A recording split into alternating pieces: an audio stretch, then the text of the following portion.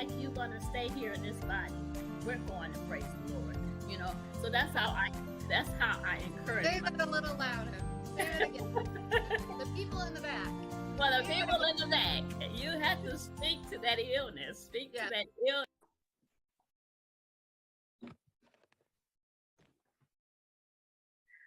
Hello and welcome to another edition of Overcoming Illness. I am your host, Paula Denoncourt, founder and CEO of Enrich Your Health. If you're listening, that is ENRICHURHEALTH.com. And my show today is about my dear friend, Miss Judy, who has overcome so many different things. I'm so excited to have her tonight. Just to tell you a little bit about me, I am a holistic health consultant, been doing my business since 2010. I do group coaching, one-on-one coaching, speaking engagements, and now my own TV show. So I have digital ebooks and recipe books as well for people that suffer from food allergies. I suffered from multiple food allergies. So I put together digital ebooks and recipe books for people that need to eat things that are like dairy-free, gluten-free, low in sugar, things that are anti-inflammatory that are going to keep your joint pain down and keep inflammation down in your body, and even help with reducing weight. So if you haven't seen my show, please go back and watch it. We are here every Sunday, 7 p.m. Eastern time. And I am looking for guests. I'm looking for people that have overcome illness or going through an illness, and I'm looking for sponsors. So please reach out to me on either Instagram, Messenger, Facebook Messenger, or you can text me and we'll set up a time to talk. And that is 508-330-9665. Or you can also get that on my website, enrichyourhealth.com. Once again, ENRICHURHEALTH.com. Sorry about that. And with that, I would like to introduce my friend, Judy Ambrose James, who has overcome a stroke but also a plethora of other things in her lifetime. And she says it best: if the word overcomer had a physical muse, it would be through the life of the brilliant leadership found in Judy Ambrose James. Judy Ambrose James is a director in Texas for Believe in Your Dreams Network. She is a host of Activate Your Faith TV show, #1 international bestseller author, inspirational speaker, CEO, and online business, and a faith-centered nutrition and life coach. I can't even get that all out. And Miss Judy, let's see. She is inspired by the compassionate journey of Judy's survival after a massive stroke, 2 craniotomies, and a coma left her impaired both mentally and physically. Judy promised God that she would use her life-changing experience to change others' lives for the better. Becoming an ambassador for the cause, Judy wrote her second book, I Will Never Be Defined by These Limitations, a testament of God's power in her story. Judy's inspirational television show, Activate Your Faith, can be viewed on Roku and Amazon under BelieveInYourDreamsTV.com. Judy's mantra is simple. She was set in place to convince survivors burdened by disabling conditions that being a speaker and an author is possible through God's power. And let me just tell you, I met Miss Judy a couple of years ago, and it was, I believe, through Clubhouse, right? We met and she was nowhere near the person she is now. She has overcome not just a stroke, but just so many hurdles and obstacles of becoming an entrepreneur and a business person because of the stroke. She has come so far. She was a little bit like me, maybe not as much, but a little bit shy, almost afraid. I used to be afraid of my own shadow growing up. And Judy was a little bit like that. She was a little bit afraid to get out there, but man, oh man, she has done so much in a very short period of time. I mean, when did I meet you? 2 years ago? It wasn't that long ago. Maybe when the pandemic hit. Yeah, it was. So I want to welcome you all. Welcome wherever you're watching from, whether it's morning, afternoon, evening. Thank you for being here. Welcome, Miss Judy. Thank you for being on tonight.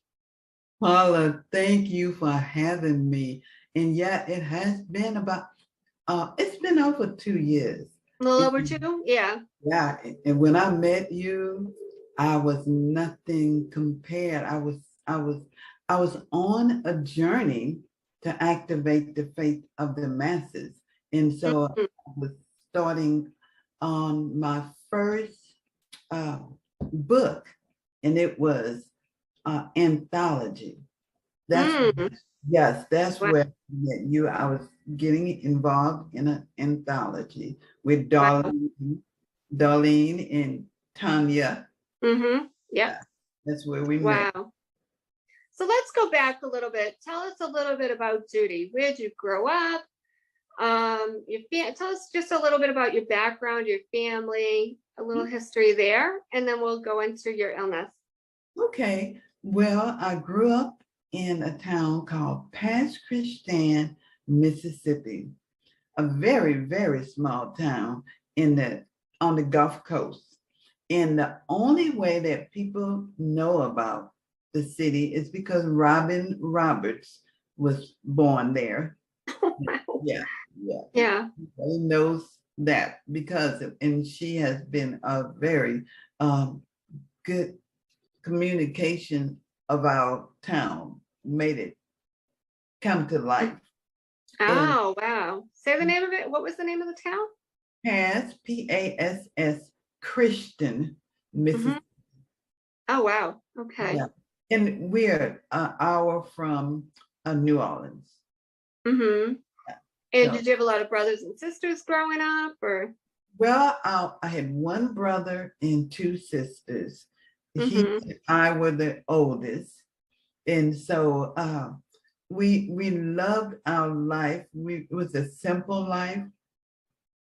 And my mother worked in some of the antebellum homes. So I spent a lot of time there helping her, learning the value of work, learning the value of having my own, being humble, because you definitely had to be humble when you worked in these antebellum beautiful homes, And my mom, she was not even a high school graduate, but she was very smart. And so I think I've got most of my character from her. Wow. So now is part of your family near you now or no? Where I'm in Texas, San Antonio right now, and I'm with my daughters and my granddaughters. We moved here after Katrina. Okay. Tell us a little bit about that. So you survived Katrina? Yes, we survived Katrina in the worst way, but the best way. And what Katrina was very bad to the Mississippi Gulf Coast. And my house was completely damaged, but I had enough where I could still live there. And I ended up getting it repaired, but it took a long time. So is your house still existent now? Yes, but you know, Paula, after I had the massive stroke, I started having trouble keeping it because I was paralyzed on one side, and eventually I had to sell it. Oh, okay. Gotcha. Yeah. I've been in it since 1998. I've raised all my children in it. So Mm, that hurts. yeah, that's hard. That's definitely hard. Yep. Wow. So now, did illness run in your family at all? Anything? Well, Nothing. no, high blood pressure, which is the culprit that Mm, yeah. Black people are affected by high blood pressure, and everybody in my family had it. Mm-hmm. Wow. Everybody had it? Yes. Jeez. Yes. Wow. That's crazy. Wow.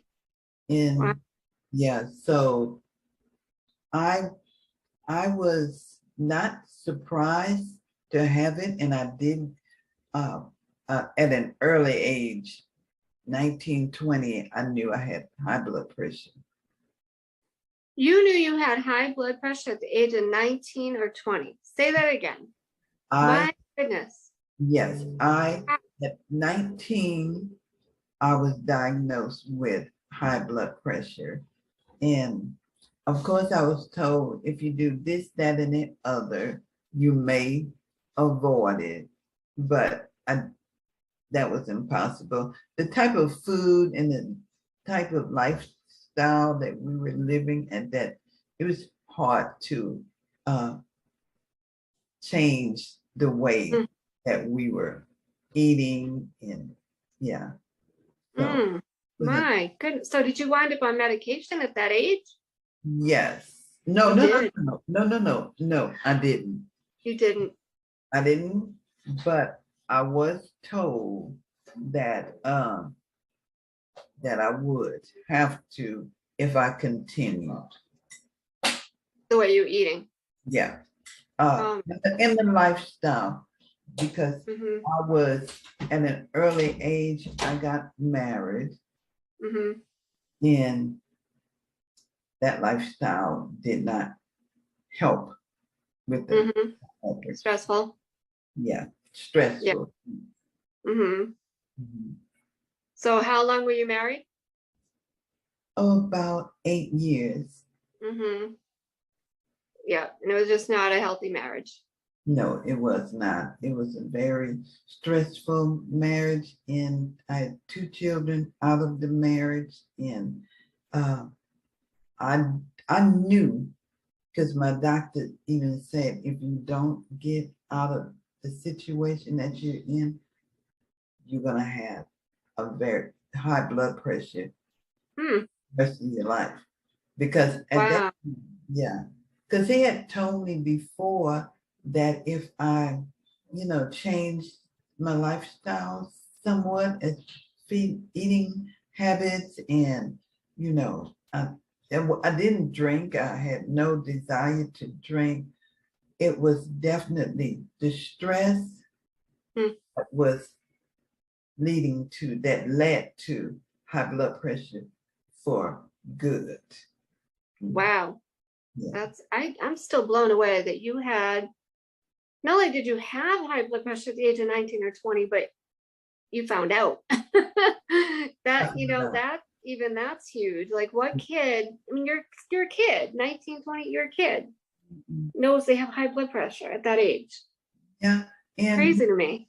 I started having migraines, and Mm, the reason that they were able to diagnose me that early is because the migraines, the I would pass out just so easily, and I was active. I oh, ran wow. track, and I was really active, and Mm, so I guess it's a good thing that they did, that they were able to. mm-hmm.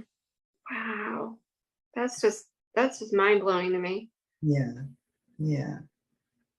So tell us a little bit about what led up to the stroke. So tell us about you had a stressful marriage. So let's go back a little bit more. Okay. What else did you have that was stressful in your life? Like for me, if anybody hasn't watched the show, I've worked in a prison for 22 years. I was a dispatcher. Man, that was stressful. Which hence, that's why I wound up with multiple food allergies. So tell us your story. Like your marriage was stressful. What else? Like, was your job stressful? What did you do for work? Well, Paula, I was a dispatcher at the police department. Ah, yes, that's right. You do that. Mm-hmm. Yeah. So that was after Hurricane Katrina that I started working as a dispatcher in the police department. So I had Hurricane Katrina. I had the loss of my daughter, who was 18, in I'm a sorry. real accident. I had a stressful marriage. I had 2 children that I was trying to raise through that time. And so the straw that broke the camel belt, that broke the camel back. Yeah. After Katrina, and I ended up in Indiana, and I was engaged. Mm-hmm. This was after Katrina. That ended up in not happening because he had a aneurysm. Oh my God. I had the stroke, so we never saw each other again. Oh my God. Wow. Not to be able to recognize each other because when he called, I had no idea who he was. And so it was just a rolling. It was just nonstop. Tell us a little bit about, I know what it was like as a dispatcher. I worked for a prison, so it's a little bit different than a police department. Just give us a little brief overview of stressful calls that you remember, like that really hit you. 2 of the most stressful calls was one, there was a man who was calling from another state, and he was threatening to kill the police chief. When he was calling me on the phone with daily threats, and I didn't know anything about it, but everybody else, because I was new, everybody else was aware of his threats. And also he had a wife that he was threatening to come and kill. So me being new to the job was okay, why is he always calling on my shift? But everybody else was cool and calm, and I was like believing that this man may come in here anytime looking for the chief. Oh, wow. Yeah. So that was one. And the next one for a little boy who had fallen off the top bunk of the bed. And I knew his mother very well. And she called in a panic. She didn't know what to do. I had to try to keep her calm so that I could get the mobile medic in here to her resident. And so because I personally knew them, it was very hard. Yeah, that's hard. Yeah. Yeah. Yeah. So, like I said, it was a little bit different where I was, but I did have to handle very stressful situations, like if an ambulance had, like say an inmate was hanging, he hung himself, or there was a stabbing or there was an escape or a riot, it all went through me. So it was a different kind of stress, but it was, I get it. I get it. When you're that other person, on the other line. Like I watch some of these TV shows and I'm like, man, I wonder if that's like, realistic. Do they really Right. keep people calm and collected like that? You know what I mean? It's tough. It's It, very tough. Yeah. yeah, when you're trained, it is to try to train you to stay calm. Well, Mhm. it's trying to so that you can keep that person calm on the other Right. end of that Right. line. And so that until help, the right medical or the Yeah. police gets there. Yeah. I give you a lot of credit. Like I said, it was a little different for you. You were handling the public, community people you Yeah. knew.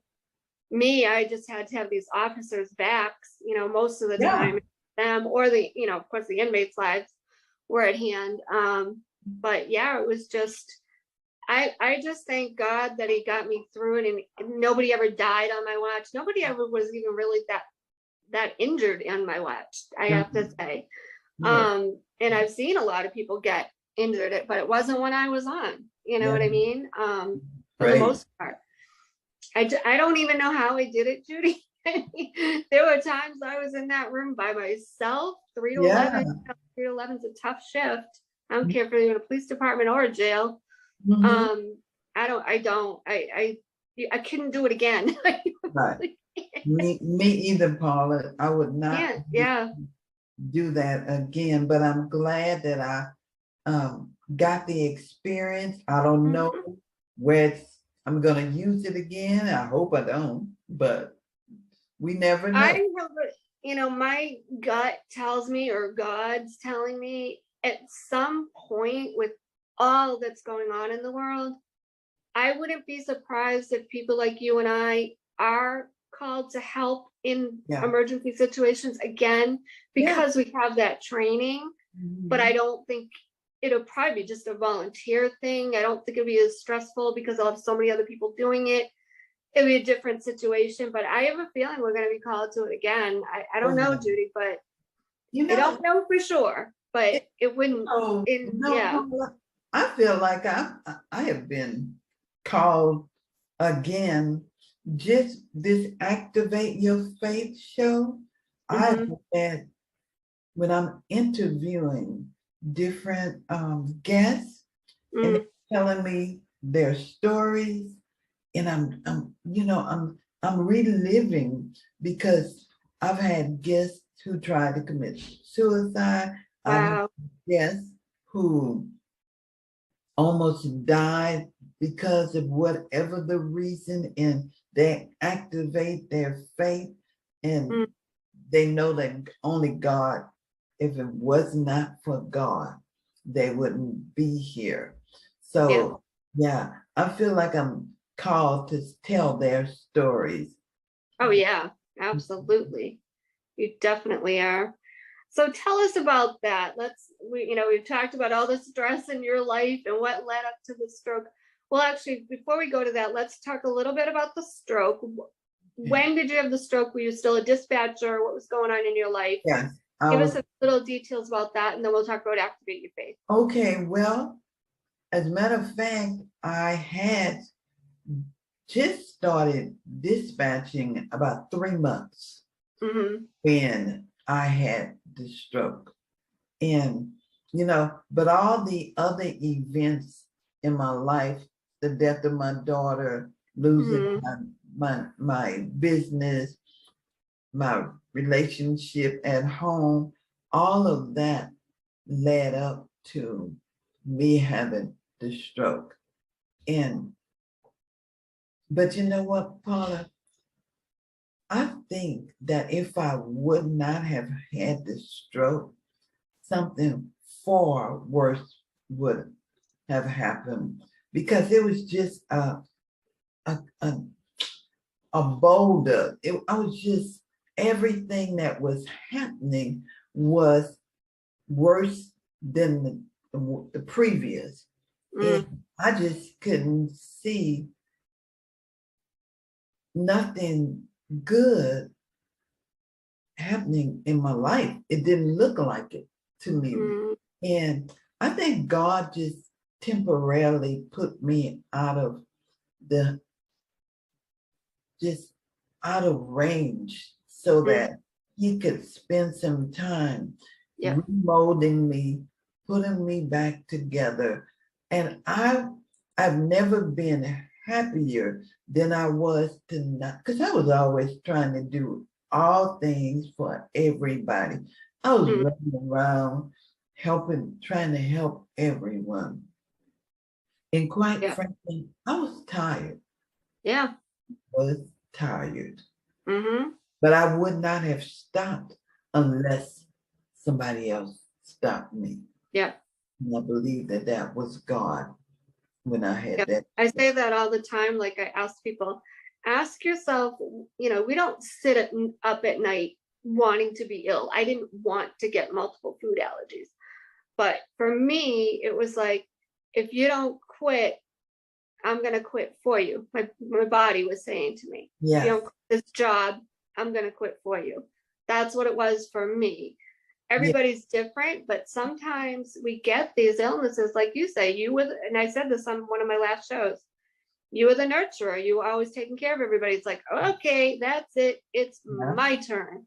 Mm-hmm. And God put his foot down, so it didn't kill you.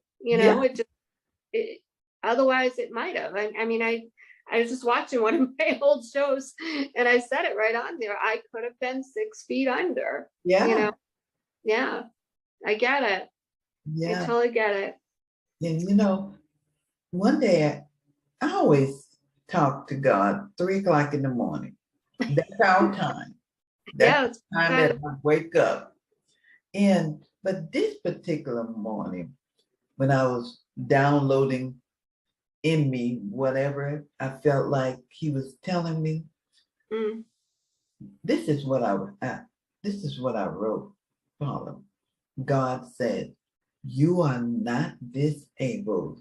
You are well able to do abundantly, exceedingly above all that's expected of you. And he added, resist your position and speak to your condition the words of victory and not defeat. And when your friends and family are too and far between, don't be mad. It's all part of my plan. I'm a new thing to you and for you. I'm reshaping your mold from the inside out. And when I thought about, I wrote it down, those words, and I realized that God had made everything happen so that he could put me temporarily out of order. And that's what he does. Mm-hmm. He put Wow. it temporarily out of order. And it's interesting you should say that, because I told you I've been editing some videos and I was watching another one, Pastor Trina, and in her video, she was saying, in one of my other shows, so go watch Pastor Trina, she was saying she would speak to her illness and praise God for her illness, believe it or not.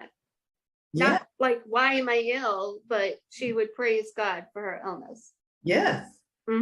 I have done that, the very same thing, because I know that I am more common.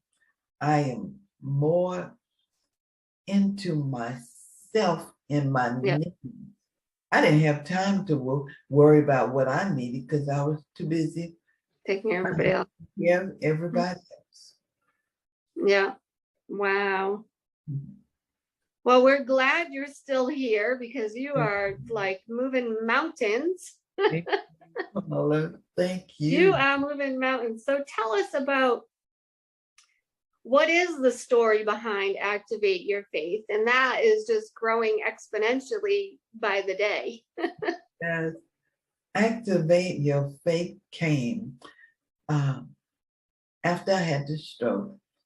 And right before I met you, Paula, it actually came about when COVID beginning. Wow, okay. Yeah. And we had lost 250,000 people in the United States. When I heard that, I think I was watching passing by the TVs and somebody was saying it. And I sat on the chair and I had to ask myself if that's what I heard. 250,000 dead in the United States. Well, I looked at God, I looked up and I said, what can I do? I'm thinking, what can I do? I'm not a frontline worker. I'm a handicap. I'm not there's nothing that I can do as far as working out there, going out there, maybe helping in the grocery stores, helping in the fast food, because that's our frontline workers there. But God never said anything, you know. I kept watching the news, and then I went on to my day. And at the end of the day, that's when I heard the words, activate your faith. And I'm thinking that's not what I heard, because I know God knows that I have plenty faith. So I know that's not aimed at me. So, you know, we all think that we have that mustard seed of faith, because it says that's all we need. So everybody, that they have that much.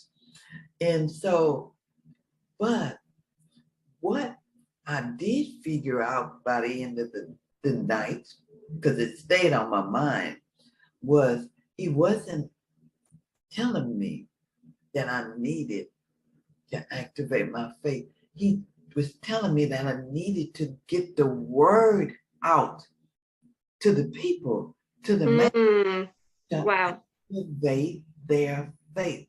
And when I recognized that, I started first a room called Activate Your Faith. I then started a group called Activate Your Faith. And I just started, you know, because activate is an action word. It means start it up. It means move. And faith is complete trust and confidence in God. So once I made that very clear to everyone, now, can you move in your faith? Are you saying that you have faith, but you see a person in need? You see somebody that's hungry. You see a situation that you could maybe make a difference, but you choose to turn the other way.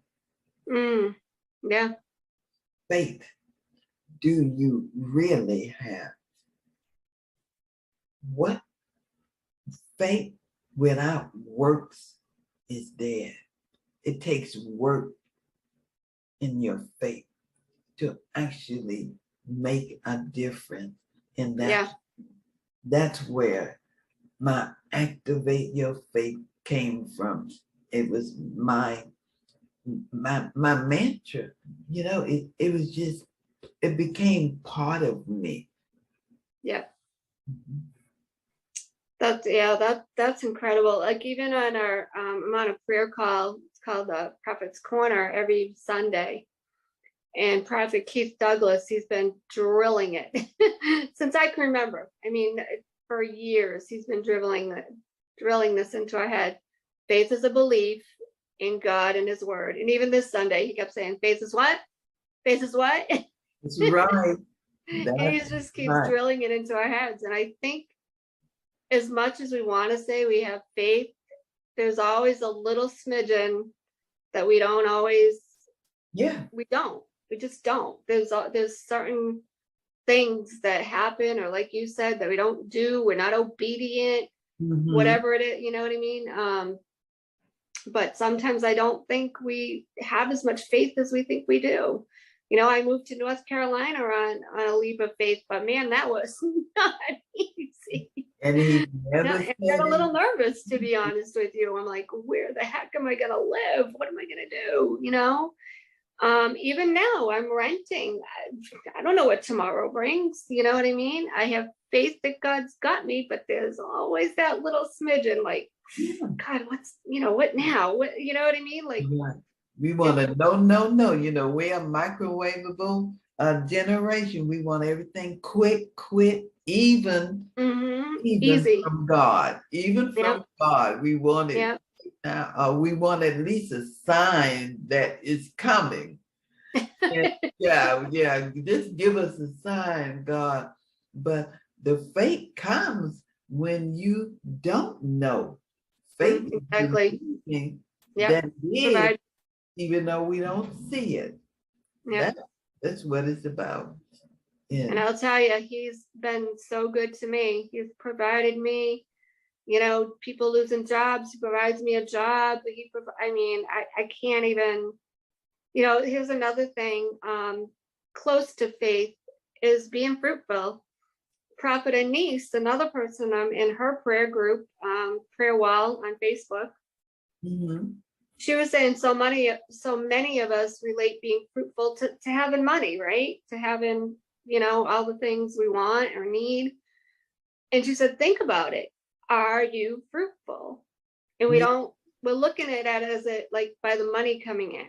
But Yeah. are you fruitful? Like, do you have shelter? Do you have your health? Do you have food in the refrigerator and on your table? Are you fruitful? And when you think about it, I bet you 90% of us really are fruitful. Yes, We're exactly. just not seeing it. And We're not.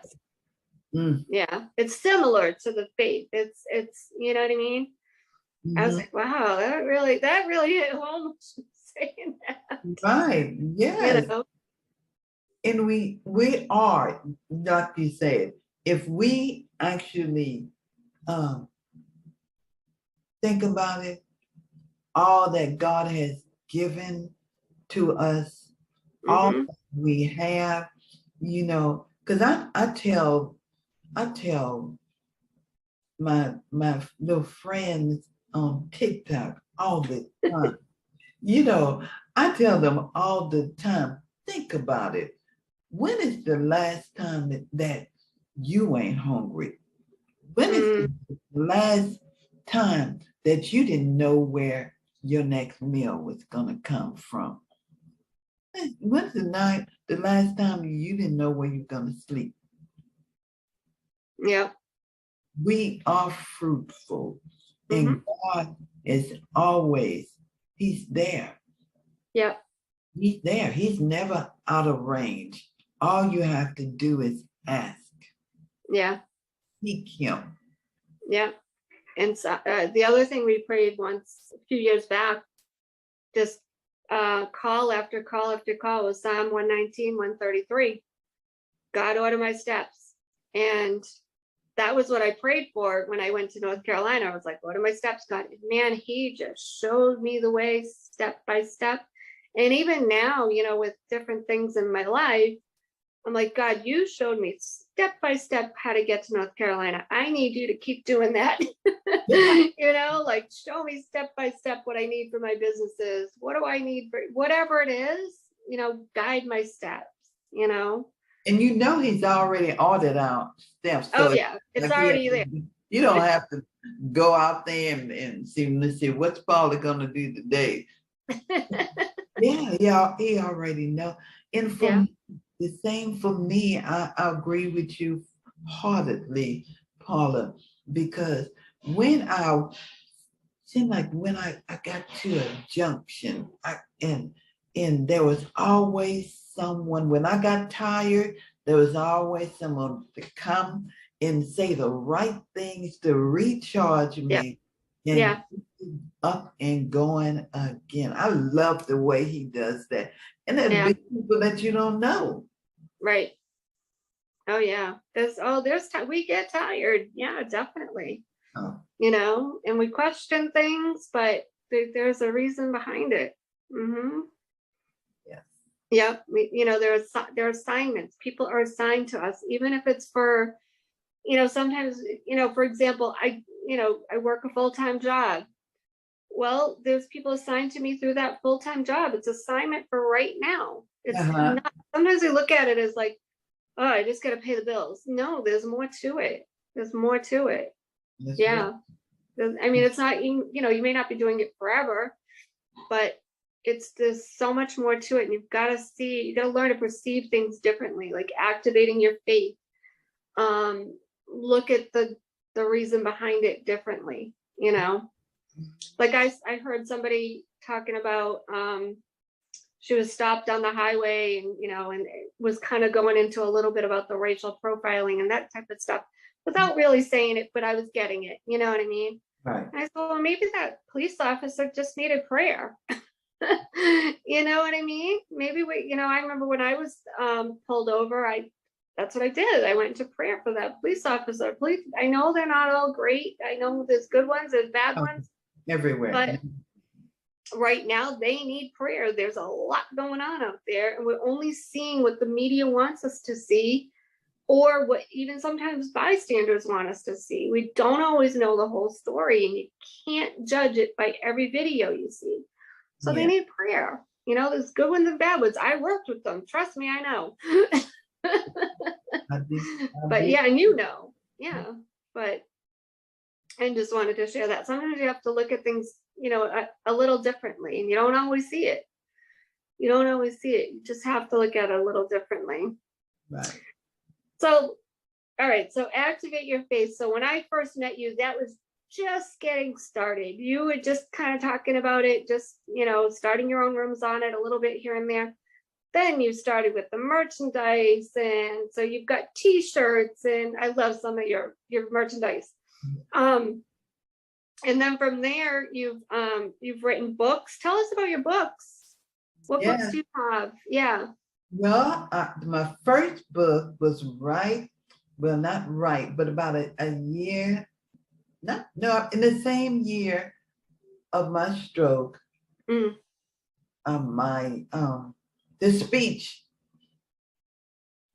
they knew that I loved to write. My daughters told them about it. And Okay. so it was more of a therapy writing. And so I ended up writing my first book, and it was A Dose of Reality. That was the name of my first book. I love it. Yeah. Yeah. Yeah. So one of the vendors at the park where I would go and set up, he actually was also an editor.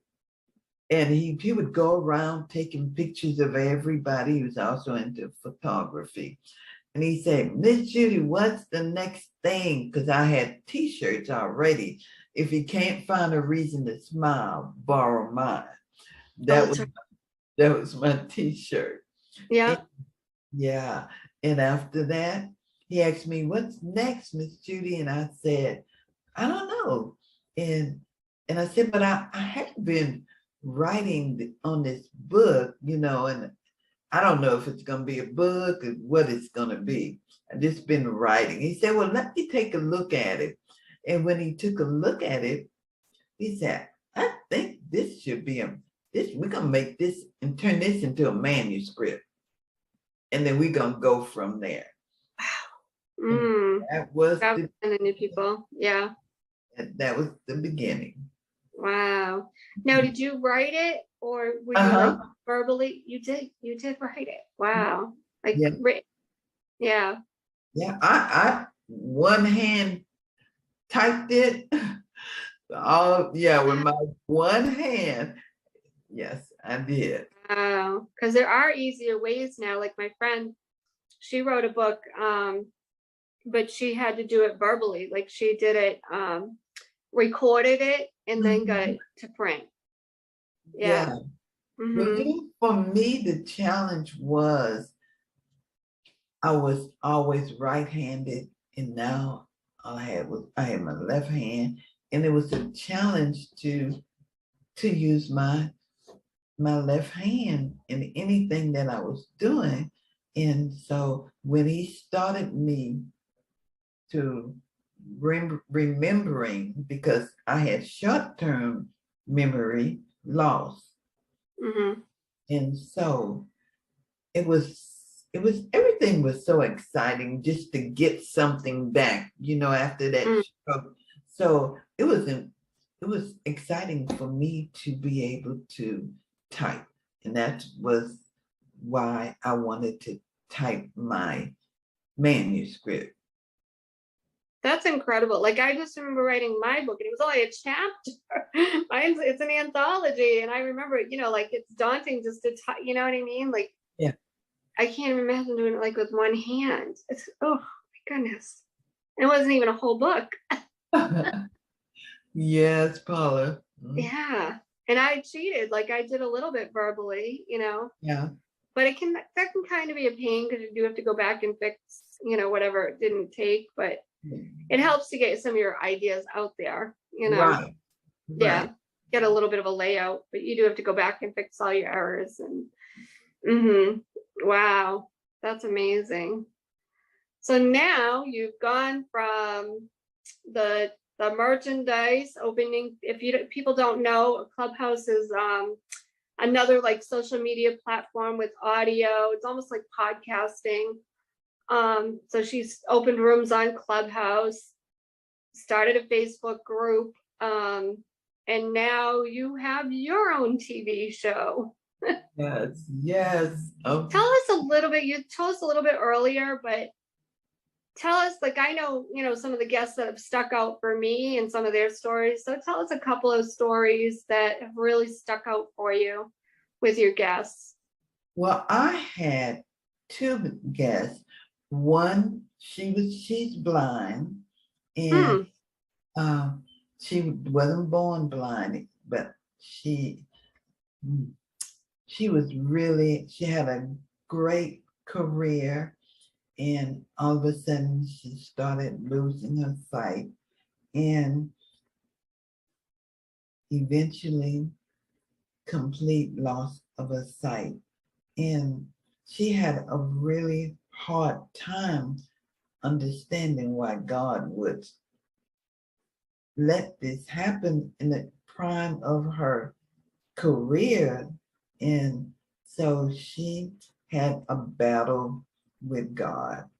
And so, but in the end, she had to activate her faith again, the faith that she once had, that she didn't feel like she needed to be so much into her faith, because she was making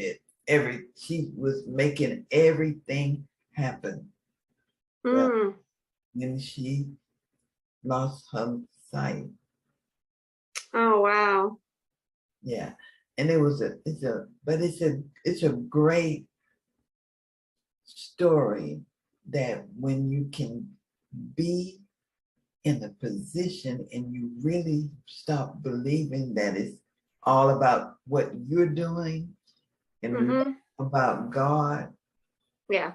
it'll always, you have to take a second look at what the change in your life that you're making. Is it for the good, or all about you? And so, Right. and then there was a young man who lost his father at a very early age, and it sent him into a whirlwind of trying to commit suicide. And everything that he did would not work. I would not let him kill himself. Wow. God had plans for this young man, and he had to convince him that God's plan was greater than his plan to kill himself. And now he is a multi-talented young man who has won numerous awards, and I'm not small, Wow. big awards. Wow. Yes, but there are ways that he tried to kill himself, Paula, that you don't know. Nobody could understand why they didn't work Oh except yeah. God, Yep. but God. Wow. Yeah, those are some of the types of stories that overcomers have shared with my audience. Wow, that's amazing. Yeah. Anyone else that sticks out for you? Yeah, she was a sergeant in the army, a nurse, and she was just one of these officers who, first of all, they didn't have many women sergeants when she was in there. But she ran the platoon. She was a no nonsense type of person and in very great condition. Soon as she retired, she got cancer. And she had the fight of her life that she never experienced. It never got to her. She was in the military, but God. Then she was a minister when everything changed Wow. life. And it was her battle, her tenacity, her belief in God that got her through it. But there's more stories about her story that you would have to see. Yep. Wow, that's incredible. Yeah. So Judy, years back, I remember you were getting like advice from me about nutrition. I was giving you some different tips here and there. First, tell us a little bit about your journey with changing your diet and nutrition so some people can get some tips, and then tell us your latest journey of who you are now and have become and how you're going to be helping people besides activate your faith. Yeah. So tell us a little bit about your dietary journey, because I already know, but people out there don't. Well, being that I had the stroke and I was not very overweight, but I was bigger than I should have been. And that also, I forgot to tell you that, Paula, and that I didn't know that I had all of that going against me until I had the stroke. So once I was able to really recognize all that had happened to me, I started changing my diet, first of all. And I wasn't sure about what I needed to do. And I started going to rehab. I did a lot of rehab, as you can imagine, trying to get something back. And my physical therapist, his wife, told me about this great book called Eat to Live. Oh, yeah. By Thurman. Yeah, Dr. Thurman. Yep. Thurman. I saw it in New York. Yeah. Well, yeah. When she gave me that book, I had been diagnosed with rheumatoid arthritis, and Mm-hmm. so did she. Mm. That was a double reason for me to change my diet because Right. between that and high blood pressure, that was double the dose of what Mm. was going on in my life. Mm. And so that put me on a nutrition trail. Mm-hmm. I wanted to know everything that would help me to Mm. never have to go through that again. Mm. And so I started learning and reading about different foods that make a difference in the blood pressure, different food that makes a difference in the immune system. Yeah. I mean, I needed some builders who could really help my immune system be stronger. Yeah. And so I started off on um, turmeric. Yeah. We talked about that. Yeah. Yeah, turmeric. Turmeric. My friend was growing turmeric in her backyard. Mm. Yeah. In That's which awesome. she has a ranch. Yeah. Yeah. And I was eating it raw. Mm. And she would show me she'd tell me how much and all that kind of stuff. And we would Mm-hmm. took it in different foods and it made such a difference with my nerve pain because I was suffering with nerve pain, Paula. That Mm. was that was ridiculous, the pain. Yeah. And so I just kept learning more and more about different foods that will make a difference. And I Mm-hmm. you know what? My mind is getting so consumed with different health and nutritious ways to cook, to to um to just live my life in a different way. Yeah. So I end up wanting to be a nutrition coach. Yes. Yes, and that So is excited for you. what happened. That I took a health and nutrition course. Mm.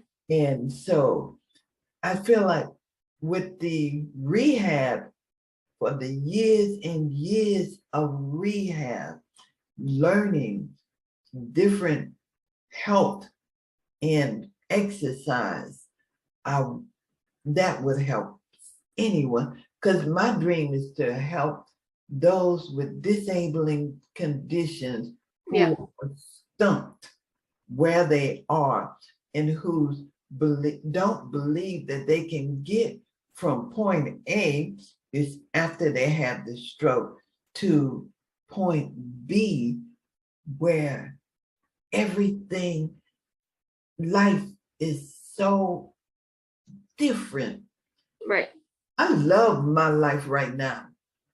And Amen to that. would Yeah. say, but look at you still handicapped.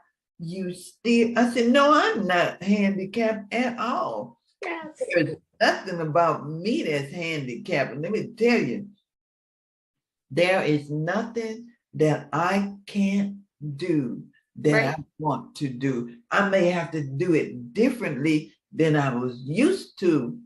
Yeah. I I still do it.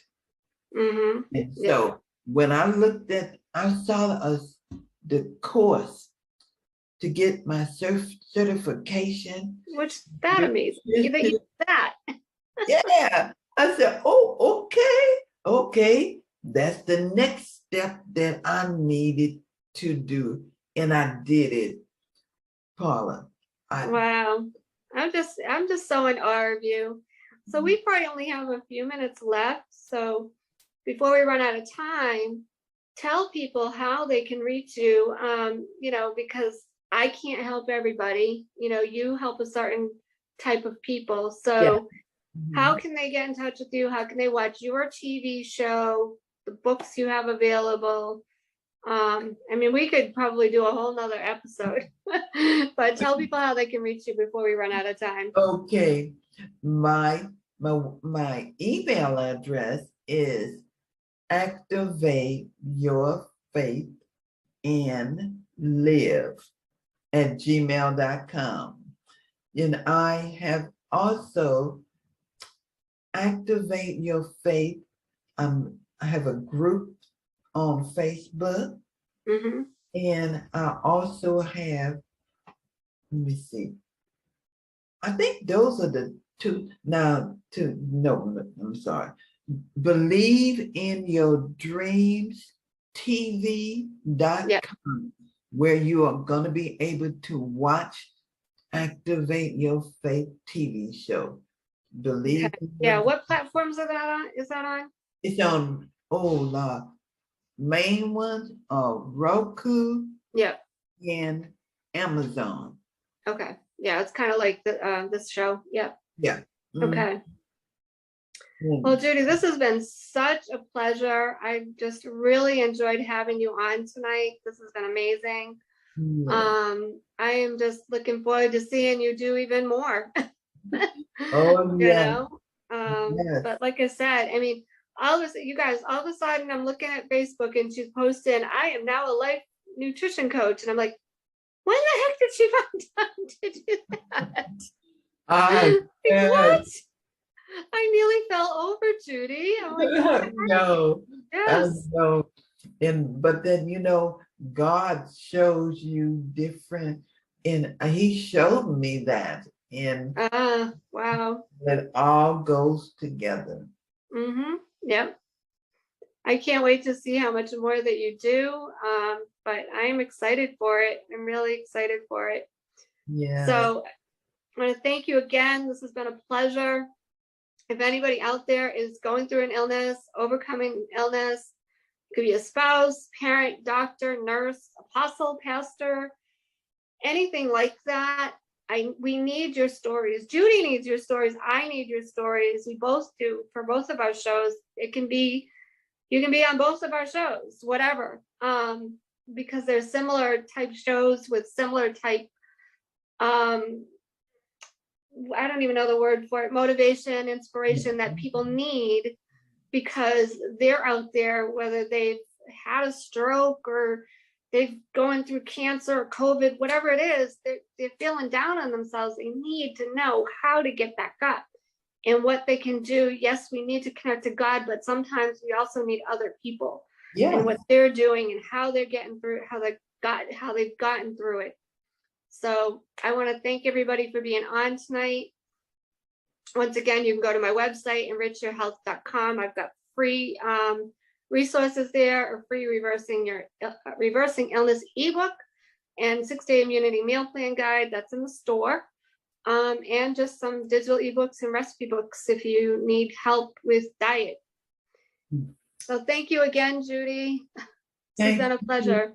Bye, everybody. We'll see you next week. All right. Thank you, Paula.